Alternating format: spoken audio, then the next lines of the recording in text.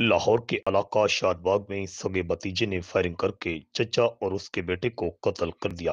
Police Hakam के मुताबिक लाहौर के इलाका शादबाग में फायरिंग से बाप बेटा कत्ल और खातून समेत दो अफराद जख्मी हो गए। फायरिंग के बाद मुलजिम मौका से फरार हो गया। वाकया की इत्तला मिलते ही पुलिस चाय वकुआ पर पहुंच गई और लाशों को पोस्टमार्टम के लिए अस्पताल भिजवाया, जबकि जख्मियों को भी फौरी अस्पताल पहुंचाया गया।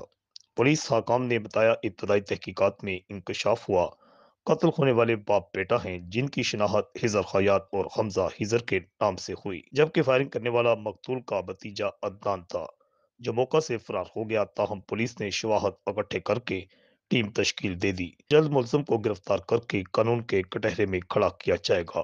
दूसरी जानब आईजी पंजाब राव सरदार अली खान ने शादबाद में फायरिंग से बाप बेटे की खलाकत का वाकया का नोटिस लेते हुए सीसीपीओ लाहौर से वाकया की रिपोर्ट तलब कर ली और सीनियर पुलिस अफसरान को फौरी तौर पर मौका पर पहुंचने की हदायत करते हुए हुक्म दिया कि फायरिंग करने वाले मुलजमान को सेफ सिटी कैमरों की मदद से जल्द अज जल्द गिरफ्तार किया जाए और उसे करार वाक़ई सजा दी जाए। रिपोर्ट अल हिजाज न्यूज, लाहौर।